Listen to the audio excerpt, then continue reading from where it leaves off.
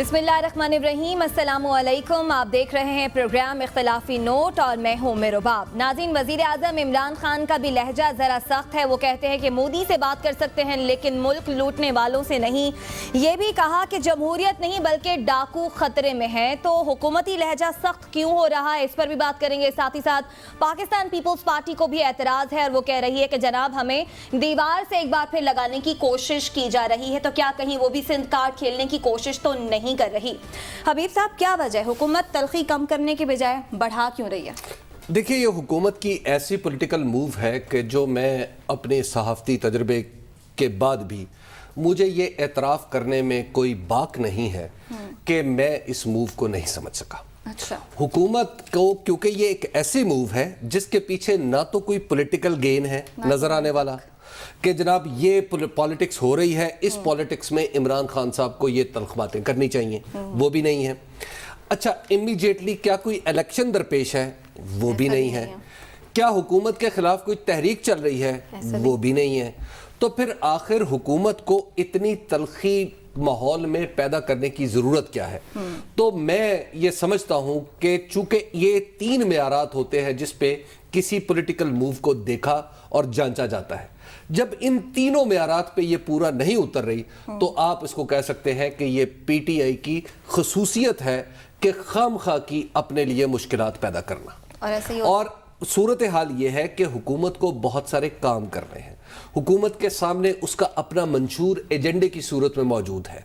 भाई, आपने उसके लिए सपोर्ट गैदर करके लोगों को उस तरफ लेके आना है, या लोगों को महज गालियां नुमा गुफ्तगू करके, या आपके जो काबीना में शामिल अरकान हैं कभी किसी की हुब्बुल वतनी पे क्वेश्चन कर रहे हैं, कभी किसी के कैरेक्टर के हवाले से कोई लूज बातें कर रहे हैं। तो इस तरह करने के बाद क्या आप समझते हैं कि आप हुकूमत आसानी से चला पाएंगे? मेरा ख्याल है ऐसा नहीं होगा।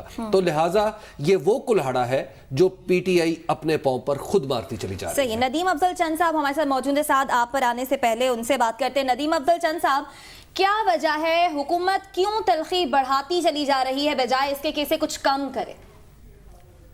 देखिए जी, हुकूमत तो तलखी बिल्कुल नहीं बढ़ाना चाहती और मेरा ख्याल है ये पाकिस्तान की बदकिस्मत हिस्ट्री है, एक जमहूरी हिस्ट्री है जिसमें आप क्योंकि बहुत सारे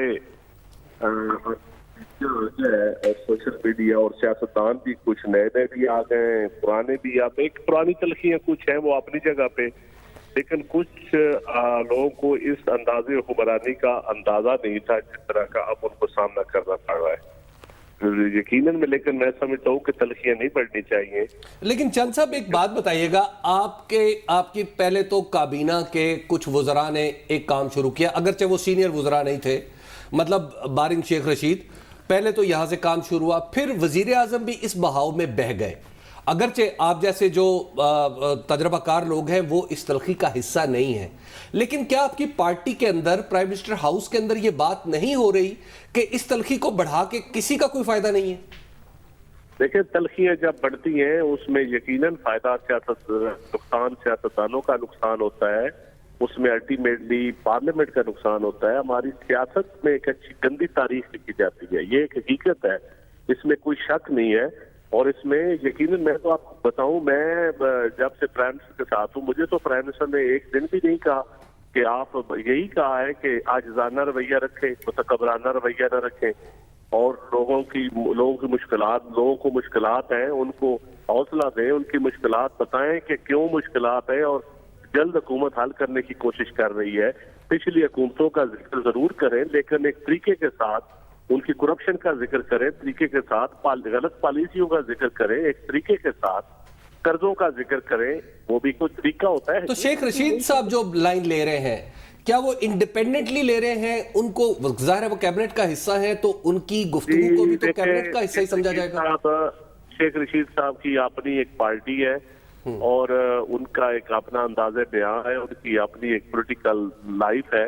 मैं उनके ऊपर क्या कमेंट कर सकता हूँ? हमारे साथी वो जरूर है, लेकिन वो कम अज कम मैं तो उनकी लाइन नहीं समझता कि वो पीटीआई की लाइन है।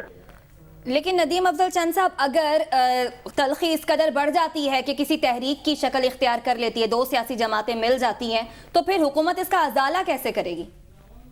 देखिए जी, तहरीक का कोई एजेंडा होगा, اگر کسی ایجنڈے کے تحت تحریک چلائی جائے تو وہ خود چارٹر آف ڈیموکریسی کے کہتے ہیں کہ ہم نے چارٹر آف ڈیموکریسی کی روح تو شہید محترم بینظیر بھٹو کی یہ تھی کہ کسی بھی الیکٹڈ گورنمنٹ کو اس کی آئینی مدت پوری کرنے دی جائے گی.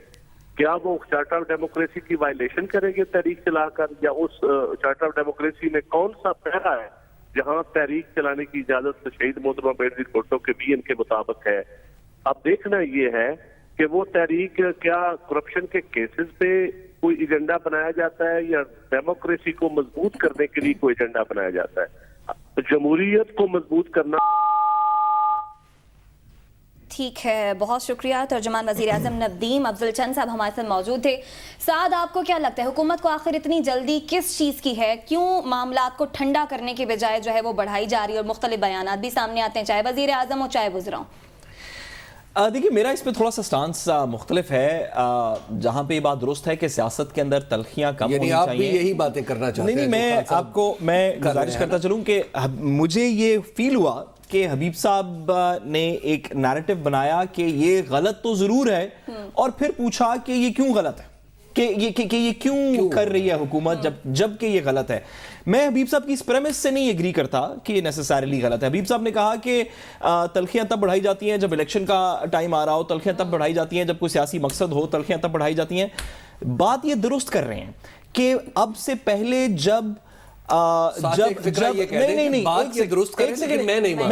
میں بات یہ درست کر رہے ہیں کہ اب سے پہلے پاکستان کی تاریخ میں کیونکہ مصلحت کی سیاست کرتے رہے لوگ, پاکستان کی تاریخ میں لوگوں نے صرف تب دوسروں کو چور کہا جب ان کا اپنا بینیفٹ بنتا تھا.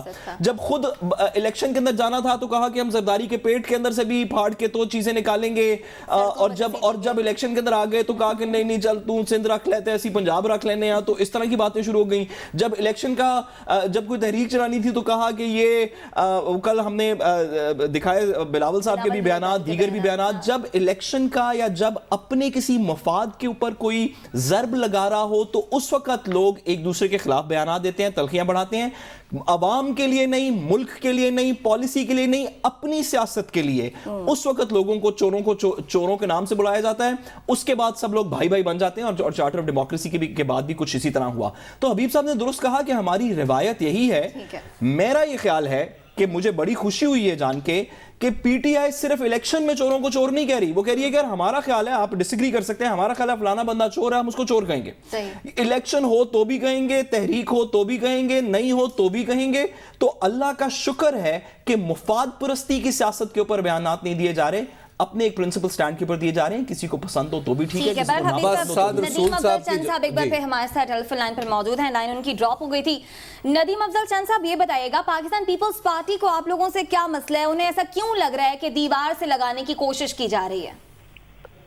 دیکھیے جی, اگر ان کے کیس پنڈی میں ٹرانسفر ہو رہے ہیں یا اومنی گروپ کی انکوائری ہو رہی ہے یا اور کوئی اگر انکوائریز ہو رہی ہیں, تو اس میں حکومت کا تو بنایا ہوا کوئی بھی کیس نہیں ہے. اگر تو ان کو وہ وکٹمائزیشن ہے تو کورٹس موجود ہیں. ابھی میں بلاول صاحب کا بیان پڑھ رہا تھا کہ زرداری صاحب کو ٹیلی فون کال پہ سزائیں دلوائی گئی. تو حبیب صاحب کو یاد ہے کہ یہ سزائیں کس دور میں دلوائی گئی. چند صاحب یہ بھی ذرا وضاحت کر دیجئے, آپ نے جو بھی بڑی امپورٹنٹ بات کی کہ یہ کیسز حکومت نے نہیں بنائے. انفیکٹ جو بینکنگ کورٹ کے اندر کیس چل رہا ہے کراچی کے اندر, جو چل رہا تھا, جو بند ہو گیا, جس میں اوریجنلی 4 فیک اکاؤنٹس تھے, وہ تو پاکستان مسلم لیگ نون کے ٹائم پہ چودھری نثار صاحب کے ٹائم پہ انٹیریئر منسٹری نے کیا. کیا وجہ ہے کہ بلاول صاحب نے ایک جملہ نہیں کہا پاکستان مسلم لیگ نون یا اس وقت کے انٹیریئر منسٹر یا اس وقت کی انکوائری کے بارے میں؟ ساری توپیں صرف پی ٹی آئی کی طرف ہی نظر آ رہی ہیں. کیا وجہ ہے؟ یہی تو میری سمجھ سے بھی بالا تر ہے کہ یہ تو کوئی پیپلز پارٹی کا اس وقت یہ آپ کو بتا سکتا ہے کہ نون کے ٹیلی فون کالوں کے ساتھ بھی ان کی صلح ہو گئی, تلخیاں ختم ہو گئیں. اب یہ کیسز جو نثار علی کے دور میں شروع ہوئے, یہ تلخیاں ختم ہو گئیں. آصف علی زرداری صاحب کی زبان کاٹی گئی, وہ تلخیاں ختم ہو گئی. چند صاحب سوری, ایک اور ذرا وضاحت کر دیجئے. میں ابھی حبیب صاحب سے آپ کے جب کال کٹ کی تو بحث کر رہا تھا اس بارے میں کہ باقی دونوں پارٹی خواہ وہ شہباز شریف صاحب کے بیان ہوں کہ چوراہے پہ الٹا لٹکا دوں گا اور پیٹ پھاڑ کے چیزیں نکال لوں گا زرداری صاحب کے, یا زرداری صاحب کے بیان ہوں نواز شریف صاحب کے ٹائم پہ, وہ اپنی سیاست کو چمکانے کے لیے کسی مخصوص ٹائم کے اوپر الیکشن سے پہلے اکاؤنٹیبلٹی کے پروسیس کے اندر دیے جاتے ہیں. کیا ایسے ہی آپ، کیونکہ آپ کا تعلق بھی رہا ہے پیپلز پارٹی سے، کیا ایسے ہی ہے، کیا وہ بیانات صرف اپنی سیاست کے لیے تھے ان پارٹیز کے ایک دوسرے کے خلاف؟ دیکھیں جی، یہ ایک بدقسمت دور رہا ہے اور میں سمجھتا ہوں کہ سیاست میں ایسی چیزیں نہیں ہونی چاہیے.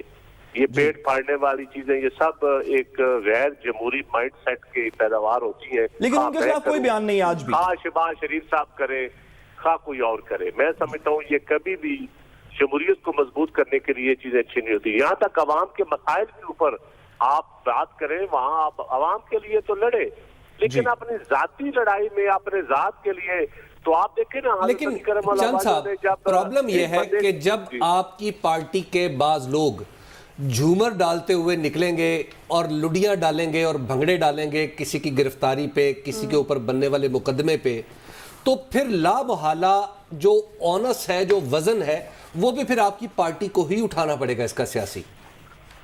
دیکھیں جی، یقیناً اٹھانا پڑتا ہے، لیکن اب نیب انڈیپینڈنٹ ہے اور نیب کا سارا سیٹ اپ بنایا ہوا ان دونوں جماعتوں کا ہے.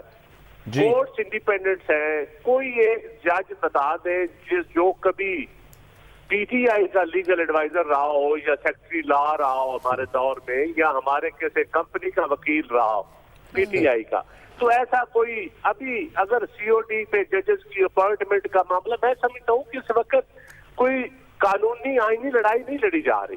ٹھیک ہے. میں اکثر پیپلز پارٹی اور نون لیگ والے کہتا ہوں، آپ کہتے ہیں سی او ڈی پہ عمل نہیں ہو رہا تو سی او ڈی پہ ججز کی اپوائنٹمنٹ میں بسم اللہ کریں، نیب لاز کے اوپر امینڈمنٹ لائیں، اپنی قانونی جنگ پارلیمنٹ کے اندر لڑیں، آ کر جمہوریت کے لیے لڑیں. وہاں آپ تلخیاں پیدا کریں، لیکن پارلیمنٹ کے اندر آ کر الفاظ کی صورت میں ایک آئینی اور قانونی جنگ کی صورت میں. رہ گئی بات اکاؤنٹیبلٹی کی، تو میرا پوائنٹ آف ویو ہے یہ عدل اس میں بھی ہونا چاہیے. بالکل عدل ہوگا. اگر آپ پوائنٹ آؤٹ کریں کہ وہاں حکومت عدل نہیں کر رہی تو یقیناً میں سمجھتا ہوں کہ ہم خان صاحب، میں جس عمران خان صاحب کے ساتھ ابھی ہوتا ہوں، جو میں نے جو دیکھا ہے، کبھی بھی وکٹمائزیشن پہ بلیو نہیں کرتے وہ، اور نہ کریں گے. ٹھیک ہے. بہت شکریہ. ترجمان وزیر اعظم ندیم افضل چند صاحب ہمارے ساتھ موجود تھے. حبیب صاحب، آپ کو لگتا ہے پاکستان پیپلز پارٹی سندھ کا کھیڑنے کی کوشش کر رہی ہے جس طرح کے بیانات؟ پہلے آپ یہ دیکھیے کہ پیپلز جو کچھ پاکستان تحریک انصاف کر رہی ہے، اور سعد رسول جیسے بہت بے شمار کرم فرما جو ہے عمران خان صاحب کے، انہیں مشورہ دے رہے ہیں کہ جناب چک کے رکھو کام، مشورہ نہیں دے رہا، چک کے رکھو کام. انہوں نے میرے سے کبھی مشورہ مانگا نہیں، میں انہیں کبھی ملا نہیں. معاملہ یہ ہے کہ آپ ندیم افضل چند صاحب کی گفتگو سنیں. اگر یہ ساری پارٹی، اور عمران خان صاحب کو اب یہ ریلائزیشن ہو رہی ہے، ندیم افضل چند، افتخار درانی، پنجاب میں سمسام بخاری، یہ سب لوگ اب پارٹی میں آ رہے ہیں اور پارٹی انہیں اپنا سپوکس پرسن بنا رہی ہے، تو آپ دیکھیے گا آئندہ کچھ عرصے میں یہ لوگ اس ہیٹ کو بھی کم کر لیں گے. تو بلاول اور دیکھیے جہاں تک بلاول بھٹو زرداری صاحب ہیں، ان کا ایک بیان تھا کہ غیر سنجیدہ اور غیر ذمہ دار وزراء کو ہٹا دینا چاہیے. گویا کہ ان کے اس بات پر عمل ہو رہا ہے. دیکھیے نہیں، یہ تو ایک الگ دوسرا معاملہ ہے، لیکن جہاں تک آپ بات کریے نا سندھ کارڈ کا، دیکھیے پاکستان پیپلز پارٹی کے ہاتھ میں اس وقت ایک ہی کارڈ ہے، اور وہ سندھ ہے، اور وہ بھی پوری طرح نہیں ہے. اب معاملہ یہ ہے کہ ہمیشہ سے پاکستان پیپلز، یہ خالی بلاول نہیں، یہ پاکستان پیپلز پارٹی کی ہمیشہ سے ایک روایت رہی ہے. وہ روایت یہی ہے کہ جب بھی پاکستان پیپلز پارٹی پہ کوئی پریشر پڑتا ہے، بالخصوص جب ان کے اساسوں کی بات ہوتی ہے، بالخصوص جب ان سے کچھ سوال پوچھا جاتا ہے ان کے مالی معاملات کے حوالے سے، تو وہ ہمیشہ سندھ کی بات پہلے کر لیتے ہیں. مثال کے طور پہ آپ ان کی کل کی جو پرسوں کی ان کی پریس کانفرنس تھی وہ سنے، وہ کہ ہمارے مقدمے پنڈی میں کیوں منتقل کیے جا رہے ہیں، یا پھر آپ آج جو ہمارے خورشید شاہ صاحب فرما رہے ہیں کہ جی پنڈی میں یا تو ہمیں قتل کیا گیا یا ہمیں پھانسیاں دی گئی، تو اب بھی ہمیں یہی ارینجمنٹ ہو رہی ہے. دیکھیے بات یہ ہے کہ یہ معاملات 1990 تک بڑے اچھے لگتے تھے اور اس گفتگو میں کوئی تھوڑی سی جان بھی نظر آتی تھی، لیکن آج 2019 میں جب بلاول جیسا بردبار شخص یہ بات کرتا ہے تو پھر کچھ عجیب لگتا ہے، کیونکہ اس کے سامنے سیکریٹری اطلاعات چودھری منظور صاحب ہمارے ساتھ موجود ہیں. آپ ان سے کوئی بات کرنا چاہیں؟ جی چودھری صاحب، یہ اچانک دوبارہ سندھ کارڈ نظر آ رہا ہے. آج خورشید شاہ صاحب کہہ رہے ہیں کہ جناب یا تو پنڈی میں ہمیں قتل کیا گیا یا ہمیں سولیاں چڑھائی گئی ہیں. یہ آخر اچانک کیا ہو گیا پاکستان؟ آپ تو پنجاب میں پیپلز پارٹی کے نام لیوا ہے، اس کو ری اسٹیبلش کرنے کی کوشش کر رہے ہیں. کیا یہ ٹیکنیک آپ کی پارٹی کے فیور میں جائے گی؟ اچھا دیکھیں حبیب صاحب، میرا خیال ہے خورشید شاہ صاحب کو ایسی غلط باتیں نہیں کرنی چاہیے، کیونکہ نہ تو ذوالفقار علی بھٹو کو پنڈی میں پھانسی دی گئی ہے، نہ محترمہ بینظیر بھٹو کو وہاں پہ شہید کیا گیا ہے. ایسی غلط باتیں ان کو نہیں. یہ تو اب تنزیہ گفتگو تاریخ کا حصہ نہیں ہے. نہیں ایسا ہوا نہیں نا تاریخ میں. نہیں ایسا ہوا تو سر، لیکن اچھا چلے پھر دوسری بات کا بھی سر جواب دے دیجئے کہ جس وجہ سے کیسز کراچی سے پنڈی اور دیگر جگہوں کے اوپر شفٹ ہو رہے ہیں، اس میں اور کسی کا کوئی قصور نہیں. سپریم کورٹ نے اپنے آرڈر کے اندر لکھ کے دیا کہ کراچی کے اندر اداروں کو انڈیپینڈنٹلی نہیں کام کرنے دیا جا رہا. ان اداروں کے سربراہوں نے، ایف آئی اے کے دیگر لوگوں نے کہا کہ جی ہمیں لائف تھریٹ ہے. سپریم کورٹ نے اپنے آرڈر کے تحت ان کو وہاں پہ تحفظ دیا. جے آئی ٹی کی رپورٹ میں لکھا گیا کہ جب لوگوں سے انویسٹیگیشن کرنے کے لیے بلایا گیا تو ایک سپیشل سینٹنس ہے کہ کسی نے آ کے کہا کہ اب ہم نے تمہارے چہرے دیکھ لیے، اب تم یہاں پہ واپس نہیں رہ سکتے. یہ جے آئی ٹی کی رپورٹ میں تحریر ہے.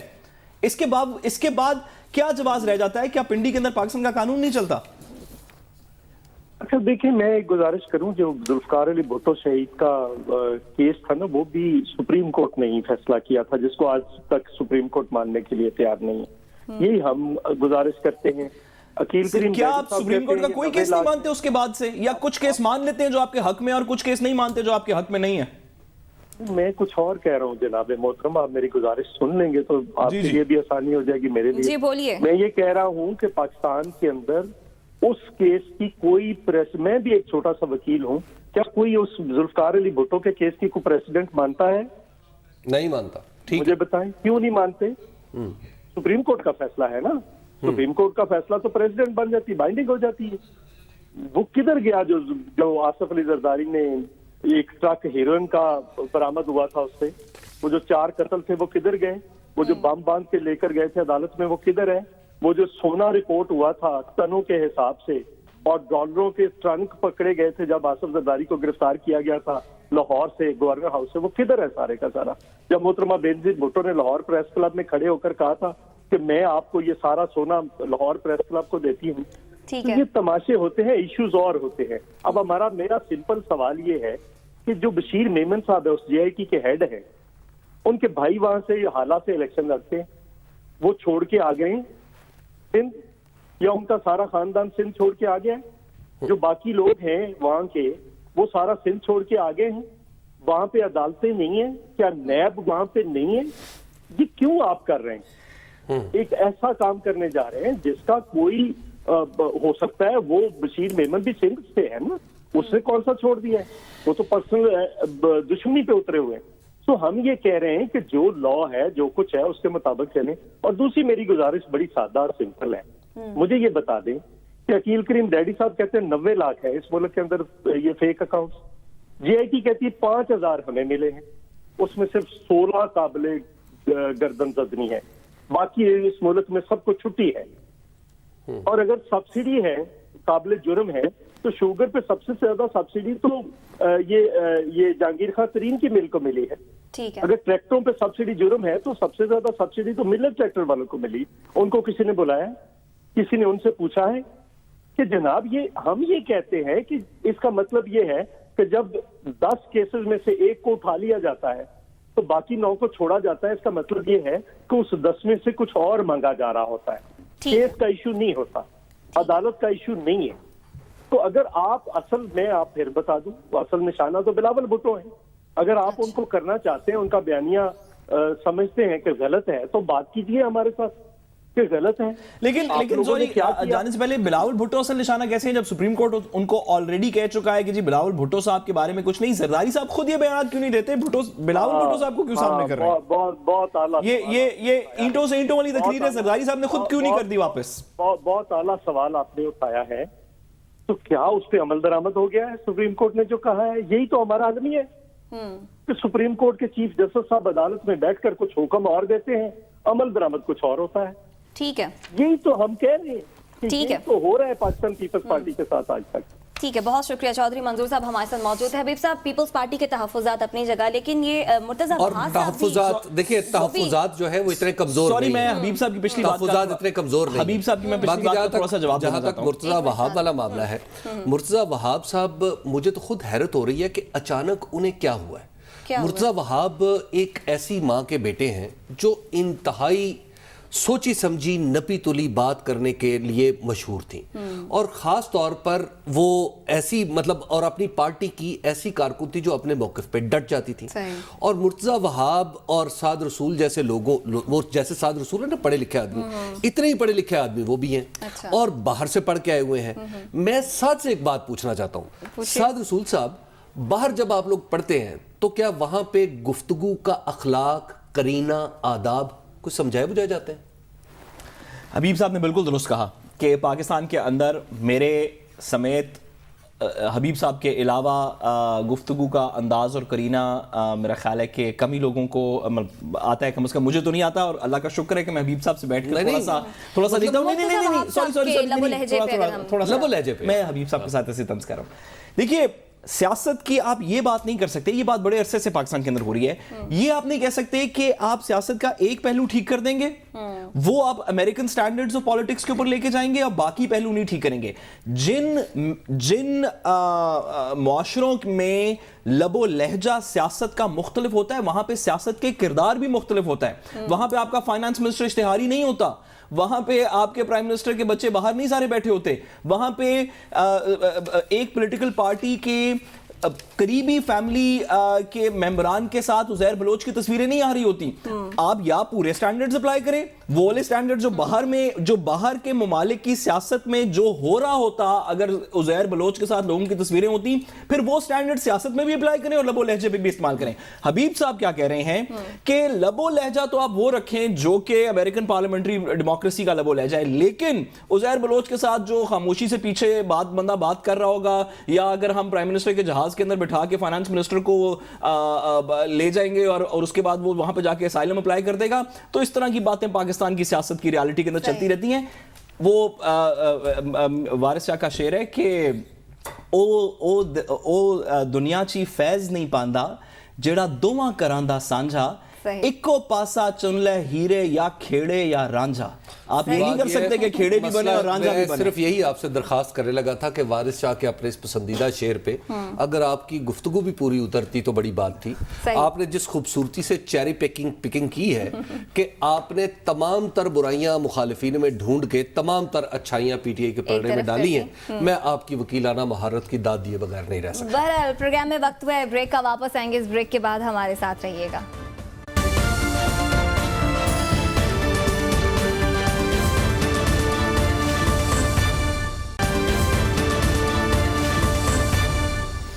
ویلکم بیک ناظرین. آپ کو بتائیں کہ آئی جی پنجاب کا عدالتوں پر بوجھ کم کرنے کے لیے اچھا اقدام مراسلہ جاری کیا گیا ہے، اور کہا گیا ہے کہ پہلے تفتیش ہوگی اور ٹھوس ثبوت کے بغیر گرفتاری نہیں ہو سکے گی، اور ایس ایچ او کو شخصی ضمانت کا حق بھی مل گیا ہے. اسی ساری صورتحال پر بات کریں گے. سابق vice chairman Pakistan bar council Azam Nazir Tarar صاحب ہمارے ساتھ موجود ہیں. شکریہ سر آپ کے وقت کا. یہ بتائیے گا، ان اصلاحات پر وکلا برادری میں بے چینی نظر آ رہی ہے، اس کی کیا وجہ ہے؟ دیکھیے، ہم تھوڑا سا مکس اپ کر رہے ہیں. جہاں تک تو تعلق ہے کہ ضمانت جو ہے وہ ایس ایچ او دے سکتا ہے اور بے گناہی کی صورت میں ملزم کو رسید کر سکتا ہے، اس پہ کوئی کسی قسم کا اعتراض نہیں اٹھایا گیا. جو وکلا کی طرف سے آیا ہے وہ 22A اور 22B کے حوالے سے ہے. وہ ہے ایک سیشن کورٹس میں جسٹس آف پیس کا اختیار کہ جب آپ کے ہاں اندراج مقدمہ نہیں ہوتا یا پولیس ایکسیسز پہ آپ شکایت کرتے ہیں کہ آپ کی طرف غلط ریڈ کیا گیا یا آپ کو غلط گرفتار کیا گیا، تو آپ جسٹس آف پیس کو اپلائی کرتے. اس کو انہوں نے سرکموینٹ کر دیا اس طرح سے. انہوں نے کہا کہ پہلے کمپلینٹ سیل میں جائیں گے، وہاں پہ فیصلہ ہوگا اور اس کے بعد آئیں گے. اعظم صاحب، آئی ایم شیور کہ آپ بیکاز آپ اتنے سینئر قانون دان ہیں اور آپ یہ میٹر سب سے بہتر سمجھتے ہیں، آپ کو سر آلریڈی پتا ہے کہ 22 سے 22B کے اندر بیسکلی دو قسم کے کیسز آتے ہیں. ایک registration of F I R, اگر کسی نے درخواست دی اور ایف آئی آر رجسٹر نہ کی گئی ہو تو وہ 22 سے 22B میں آ جاتے ہیں، یا چینج آف انویسٹیگیشن کے کیسز بھی 22 سے 22B میں میجورٹیرلی آتے ہیں.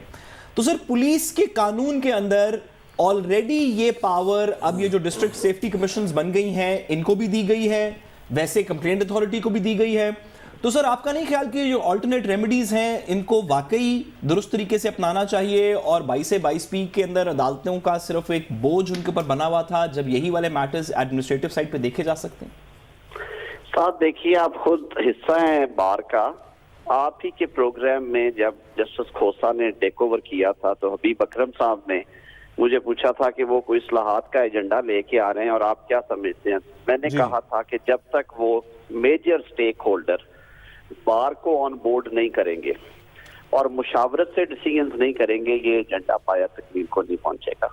और मुझे जिस बात का डर था वही हुई।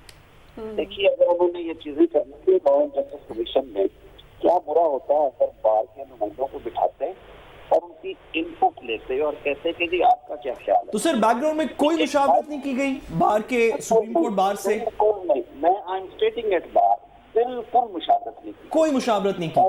नहीं, बिल्कुल नहीं है। मैं I am स्टेटिंग eight bar B responsible office bearer of the bar council. Sorry. अच्छा, तारड़ साहब एक बात बताइएगा कि ये एक प्रेस रिलीज भी आई है डॉक्टर मोहम्मद रहीम आवान साहब की तरफ से। जी मैंने पढ़ी है जी, उन्होंने कहा इसमें वजाहत की गई है कि ऐसा नहीं है, वकला किसी और एंगल से ले रहे हैं। देखिए मेरी बात सुनिए, जो 22 है 22 है, पहली बात तो ये है कि ये 199 नहीं है। कानून में कहीं पे नहीं लिखा कि ऑल्टरनेट रेमेडी करके आपने जस्टिस ऑफ पीस के पास आना है। जस्टिस ऑफ पीस के जो इख्तियारात को पहली दफा मुबारक कराया और हाईलाइट कराया किताब से हटके, वो भी हमारे मोहतरम चीफ जस्टिस साहब ने करवाया खिजर हयात केस में। 7 को मालूम होगा 2004 खिजर हयात केस में। और तब हाई कोर्ट से उतारा गया था बोझ कि सारे लोग रिट पिटीशन में आते थे। उन्होंने कहा ये ऑल्टरनेट रेमेडी मौजूद है और रिट के लिए प्री कंडीशन है कि कोई ऑल्टरनेट रेमेडी होनी नहीं चाहिए, अगर है तो आप पहले वहां पे जाएंगे। अब ये जब सिस्टम इन प्लेस हो गया, ये अच्छी तरह को 15 साल के करीब चला है। अब देखिए, अगर आपने इसको खत्म करना है ना तो यक जुम्बश कलम नहीं होना। आप बार के लोगों को साथ बिठाते, उन्हें कहते कि जी इससे थोड़ा सा बोझ कम करने के लिए एक कंप्लेंट का मैकेनिज्म है और उसमें फिर पैरामीटर देते कि कंप्लेंट कौन सी बॉडी के सामने जाएगी। मान लिया बताया जी एसपी कंप्लेंट साहब, एक एसपी कंप्लेंट है एक जिले में और एक जिले की जो एवरेज दायरी है वो डिपेंडिंग उसकी आबादी के वो हजारों में है महीने की। तो एक आदमी कैसे पूरा आएगा? फिर ये नहीं बताया गया उसने कितने दिनों में डिसाइड करनी है, ये नहीं बताया गया। जी आपने दुरुस्त कहा कि इसके अंदर प्रोसेसेस नहीं है, लेकिन क्योंकि जो इंपॉर्टेंट इसके अंदर बात है आने वाले दिनों के अंदर वो बार का थोड़ा सा इसके अंदर रद्द-ए-अमल होगा। आपने पॉइंट ब्लैंक ये कहा कि यू स्टेटिंग एट द बार के बार को ऑन बोर्ड नहीं लिया गया। इस पर्सपेक्टिव में हम बेशतर अवाम का ख्याल था कि बार से कुछ मुशावरत हुई होगी सुप्रीम कोर्ट लेवल पे। मुशावरत नहीं हुई और साथ मैं ये कहता हूँ कि जुडिशल सिस्टम का पार्ट एंड पार्सल है बार। जी बिल्कुल ऐसे ही है। हबीब अकरम साहब, आप शायद याद होगा, आपने ये बात मुझसे जी बिल्कुल ऐसे ही था 18 जनवरी को, और मैंने आपसे कहा था कि जब तक बार एसोसिएशंस और बार काउंसिल्स को ऑन बोर्ड नहीं लिया जाएगा और मुशावरत। पॉलिसी मेकिंग आपका जो इदारा है अदालत के अंदर, क्या इसका हिस्सा बनाया जाए बार को? ये भी कोई कानूनी इदारा तो शायद नहीं है, ये लॉ के तहत नहीं है, इसमें भी आप शामिल हो सकते हैं, क्या ये भी तरीका मुमकिन है? क्यों नहीं हो सकते? और चीफ जस्टिस साहब सरबराह हैं अदालती निजाम के, वकला उसका लाजमी हिस्सा हैं। हमारी बार काउंसिल की जो बॉडीज हैं और जो बार काउंसिल की खासतौर पे जो रेगुलेटरी बॉडीज है उसमें सिटिंग जज साहबान हमारे ट्रिब्यूनल्स का और हमारी कमेटी जी बिल्कुल ऐसे हैं। हम हमेशा मिलके काम करते हैं। तारड़ साहब ये वजाहत कर दीजिएगा कि अब जबकि बार का ये कहना है कि बिल्कुल कोई मुशावरत नहीं की गई, इनपुट नहीं ली गई और बार के तहफ़्फ़ुज़ात भी हैं कुछ प्रिंसिपल के ऊपर 22 से 22B वाले प्रिंसिपल के ऊपर और कुछ उसके इम्प्लीमेंटेशन के ऊपर जिस तरह आपने कहा, तो अब बार का क्या रद्द-ए-अमल होगा इस बारे में? बार क्या करेगी? तो मैं साथ अर्ज करता हूँ, बार ने कहा कि जी लोगों के राइट्स हम इस तरह मिलिटेट नहीं होने देंगे कि जिससे शिकायत है उसी को आप जाके वकील कर ले। सही। पुलिस की एक्सेसेस की या पुलिस के इनएक्शन की शिकायत है और आप पुलिस के पास ही दोबारा भेज रहे हैं। आपको बड़ी अच्छी तरह मालूम है पुलिस ओवरनाइट बहुत अच्छी गुडी गुडी नहीं बनेगी। जी। पुलिस के ऊपर जो शिकायत के अंबार हैं वो आज के नहीं है और ये डिस्ट्रस्ट अदालतों ने खुद बढ़ाया है। अदालतों ने लिख लिख के और कह के तफ्तीशें नाकिस हैं, पर्चे दर्ज नहीं होते, अंडर द कारपेट रखा जाता है, दरखास्तों का फैसला नहीं होता। जब आपने महकमे के बारे में ये इंप्रेशन दिया हुआ है और वन फाइन मॉर्निंग आपको कहा जाए کہ آپ ہزاروں کی تعداد میں درخواستیں لے کے ایک ایس پی کے سامنے پیش ہو جائیں تو یہ ممکن نہیں ہے. سر بار کیا کرے گی؟ بار کا کیا رد عمل ہوگا؟ کیا کوئی پروٹیسٹ کرے گی؟ کوئی کہیں رجسٹر کرے گی؟ کوئی کیس 184 میں فائل کرے گی؟ کیا کرے گی؟ آپ دیکھ نہیں رہے پچھلے 3 دن سے ہوا یہ کہ جب ایپیکس باڈیز نے ٹائم لیا کہ ہم مشاورت کرتے ہیں تو بڑا پریشر بڑھا, لوگوں نے ہڑتالوں کی کالیں دینا شروع کی اور پھر 3 صوبوں نے سٹرائکس کی کالز بھی دے دی. پاکستان بار کونسل نے معاملہ ٹیک اپ کیا. اب جو ہمارے وائس چیئرمین ہیں امجد شاہ صاحب, انہوں نے بلائی ہے میٹنگ جس میں 5 صوبائی بار کے سربراہ کی ان کے پریزیڈنٹ سے آور کے بعد منگل دن وہ یہ طے کرے گی. نذیر طاہر صاحب ہمارے ساتھ موجود ہیں. حبیب صاحب, جیسے پولیس نظام سارے معاملے کو کیسے ہینڈل کرے گی پولیس؟ دیکھیے, اگر آپ اصولی طور پہ دیکھیں نا تھیوریٹیکلی, تو یہ اقدام مجھے بڑا اچھا لگتا ہے کہ اس سے ایک جسٹس کا سسٹم سپیڈ اپ ہوتا ہے. لیکن جب ہم اپنی پولیس کے بارے میں بات کرتے ہیں تو اب آپ ذرا تصور کریں, ایک ایس ایچ او ضمانت دے رہا ہوگا تو وہ ضمانت کیسے ہوا کرے گی, یہ ایوری بڈی نوز. وہاں پہ قانون تو یہ چلے گا. اچھا, اسی طرح ایس ایچ او جو ہے, ماضی میں کیا ہوتا رہا, ماضی میں آپ کو پتا ہے کہ چیک سائن کرنے پہ, غلط چیک سائن کرنے پہ, فورجری پہ, اس طرح کے معاملات پہ مقدمات درج ہوتے تھے اور وہاں پہ پولیس کی دہاڑیوں کا ایک سسٹم لگا ہوا تھا. پھر آئی جی صاحبان نے, اعلیٰ پولیس افسران نے کیا کیا, انہوں نے اس پہ پابندی لگائی کہ نہیں جناب, پہلے 3 دفعہ آپ سنیں, پھر ڈی ایس پی سنیں, پھر ایس پی سنیں, تو تب جا کے وہ رشوت کا معاملہ رکا. ٹھیک ہے, ساتھ بریک پر جانا. بریک پر جانے سے پہلے آپ کا کمنٹ. میرا اس میں خیال ہے کہ جو ان پرنسپل جوڈیشری کر رہی ہے, جو چیف جسٹس صاحب کر رہے ہیں, کہ پینڈنسی کیسز کی, کیونکہ بہت ہزاروں کی تعداد کے اندر یہ 22 سے 22 پی کے کیسز یہ پینڈنگ ہیں, کہ پینڈنسی کیسز کی جوڈیشری کے پرسپیکٹو سے تو بہتر ہو جائے گی. اور پرنسپل بھی اچھا ہے, یہ ایڈمنسٹریٹو سائٹ کے اوپر ڈیل ہونا چاہیے. میں نے شروع میں بھی وضاحت کی اعظم صاحب کے ساتھ بھی کہ پولیس آرڈر کے اندر وہ شکیں موجود ہیں کہ اس کو کیسے ڈیل کرنا ہے. لیکن شاید آنے والے دنوں کے اندر جو مزید سوچنے والی بات ہے وہ یہ ہے کہ چلیں جوڈیشل پینڈنسی تو کم ہو جائے گی, کیا عوام کے مسائل اس سے مزید تو نہیں بڑھ جائیں گے اگر پولیس کے پاس یہ اختیار چلا جائے گا, یا کمپلینٹس اتھارٹی کے پاس, یا ایک ایس پی صاحب کے پاس اختیار چلا جائے گا. تو بہتر ہو اگر 22 سے 22 بی کو ختم کرتے ہوئے جو آلٹرنیٹیو میکنزم ہے اس کی وضاحت تھوڑی سی اس طرح کی کر دی جائے کہ عوام کے لیے سہولیات پیدا ہوں.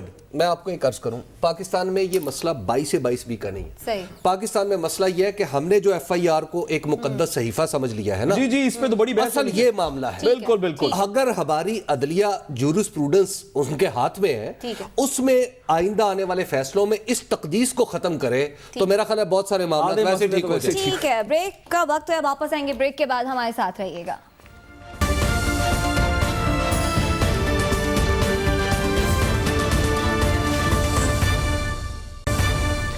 ویلکم بیک ناظرین. آپ کو بتائیں, پاکستانی معیشت کے بارے میں اچھی خبریں سامنے آ رہی ہیں. 8 ماہ میں جاری کھاتوں کے خسارے میں 22% کمی واقع ہوئی ہے. اسی ساری صورتحال پر بات کریں گے. ماہر معاشیات مزمل اسلم صاحب ہمارے ساتھ موجود ہیں. مزمل, بتائیے گا, یہ جو خسارے میں کمی واقع ہوئی ہے, یہ واحد تنہا اچھی خبر ہے یا اور اچھی خبریں بھی آئیں گی؟ دیکھیں, ابھی تو جو یہ سب سے بڑی جو ہمیں چاہیے تھی خبر وہ آ گئی, اچھی خبر. اچھا, کیونکہ اس کے لیے ہم تڑپ رہے تھے اور اس کی وجہ سے ہی سارے توازن بگڑے. مزمل صاحب ایسے نہ کہیں, مفتاح اسماعیل صاحب کا دل ٹوٹ جائے گا, ایسے نہ کہیں. کوئی بتائیں ان کو کہ نہیں ابھی تو بڑا گڑبڑ ہونے والی ہے اور پی ٹی آئی نے تو برباد کر دیا ہے اس ملک کو. دیکھیں, بات یہ ہے کہ میرا اور مفتاح صاحب کا لین دین ہوگا نا, ہم دونوں پاکستانی ہیں, تو کوئی بات نہیں, ہمارا جو ہے نا ہم آپس میں ناراضگی ہو جائے گی. لیکن اگر کسی گورے کے پیسے میں نے دینے ہو نا اور نہ دے سکوں, مزمل صاحب یہ بتائیں کہ آگے آنے والے دنوں میں ہمیں کون سے وہ انڈسٹریز ہیں, کون سے وہ فیکٹرز ہیں جن کو مد نظر رکھنا چاہیے, جن کو دیکھ کے ہمیں پتہ چلے گا کہ یہ ون ٹائم نہیں ہے بلکہ پاکستان ریکوری کی طرف بڑھ رہا ہے؟ دیکھیں, اگر میں یہ سمجھتا ہوں کہ اگلا مہینہ پھر ہمیں دیکھنا ہے کہ کرنٹ اکاؤنٹ ڈیفیسٹ کیا رہا ہے. اچھا, اگر مہینے کا انتظار نہیں ہوتا تو ہر جمعرات کو ہمارے فورن ایکسچینج کے ریزروز آتے ہیں, وہ کس طریقے سے بلیڈ کر رہے ہیں. ویسے جو پہلے رن ریٹ تھا $500 ملین پر ویک تھا, پھر وہ 300 پہ آ گیا. اب جو ہے, میں 5واں ہفتہ تھا, یہ کل بھی آیا ہے, ہمارا جو ہے $1 بھی بلیڈ نہیں ہو رہا. اس کا مطلب یہ ہے کہ ہمارا جو فورن ایکسچینج ریزرو بلیڈ نہیں ہو رہا, تو اس کا مطلب خسارہ کم سے کم ہو رہا ہے بیرونی. ठीक है। अच्छा ये बताइएगा कि मुजम्मिल अब जो सूरत हाल ये है कि यानी हमारी एक्सपोर्ट तो जाहिर है उतनी ज्यादा नहीं बढ़ी, लेकिन हमारी इंपोर्ट बढ़ी है। हमारी डॉलरों की जरूरत जो हमने बाहर लोगों को इंपोर्ट की सूरत में देने होते हैं वो कुछ कम हुए हैं।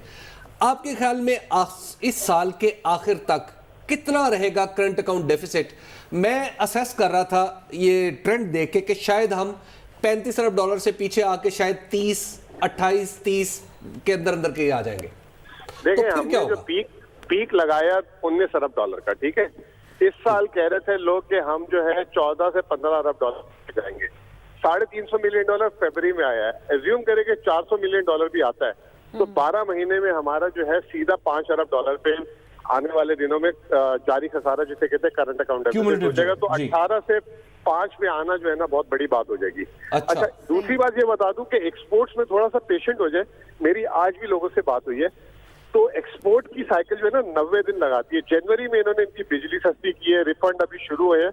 इंशाल्लाह ताला आपको जो है ना एक्सपोर्ट भी अप्रैल में से जो है ना ये जो है ना छक्के लगाते हुए नजर आना शुरू हो जाए। अच्छा कोई इंडस्ट्रियलाइजेशन पे भी इसके असरात होंगे जब जाहिर है बाहर से इंपोर्ट नहीं होगी, कम होगी, तो कुछ देखिए मैं इंडस्ट्रियलाइजेशन? आपको एक इंडिकेटर बताता हूँ। पिछले 10 साल से पाकिस्तान में ना इंडस्ट्रियल प्लॉट के रेट 1 रुपया नहीं बढ़ा था और बढ़ता था रिटेल और रेजिडेंशियल प्लॉट के रेट। पिछले 1 साल से पूरे पाकिस्तान में रियल एस्टेट नीचे और इंडस्ट्रियल प्लॉट जो है ना 2 गुना हो गए। इस वक्त इंडस्ट्रियल प्लॉट की मांग का मतलब क्या है? कोई वहां पे किसी ने हाउसिंग सोसाइटी तो बनानी नहीं है, ये प्लाजे तो खड़े करने नहीं है, कारखाने लगाने हैं।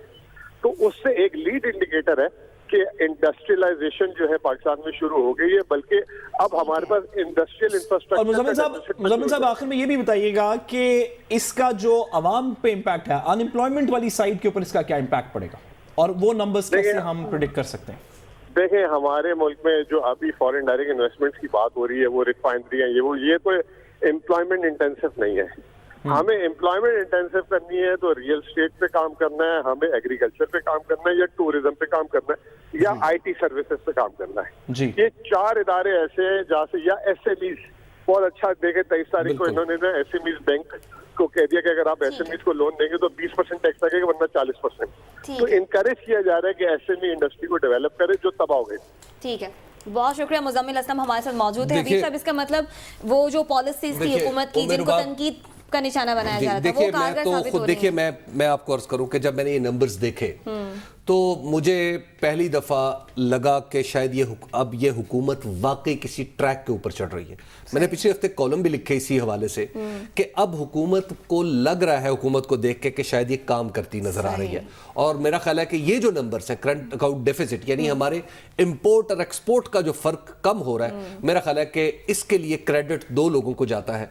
एक ऑब्वियसली हमारे वजीर खजाना असद उमर साहब को और दूसरा अब्दुल रज़ाक दाऊद को जो मुशीर तिजारत है, जिन्होंने पॉलिसी, ऑफ कोर्स वजीर आज़म को तो जाता ही जाता है, इस हुकूमत को मजमूई तौर पर जाता है, तो लेकिन ये 2 लोग हैं जिन्होंने वजीर आज़म के विजन को सामने रख के कुछ काम किया और मुझे लग रहा है कि आइंदा आने वाले दिनों में नंबर्स कुछ मजीद बेहतर होंगे। और आपको क्या लगता है हमारी खारजा पॉलिसी को भी क्रेडिट जाता है? बिल्कुल खारजा पॉलिसी को भी क्रेडिट जाता है। देखिए जो इससे ज्यादा जरूरी बात है वो ये है कि इमरान खान का जो इनिशियल स्टांस था कि मुझे आप 6 से 8 महीने दें मेरी परफॉर्मेंस इवैल्यूएट करने से पहले, कि 80 दिन हो गए हैं क्या किया है, 90 दिन हो गए हैं क्या किया है, 91 दिन हो गए हैं क्या किया है, 92 दिन हो गए हैं क्या किया है, इसके ऊपर बात नहीं चलेगी। आप 6 से 8 महीने दें मुझे, जिसके बाद ये रिजल्ट्स आने शुरू होंगे।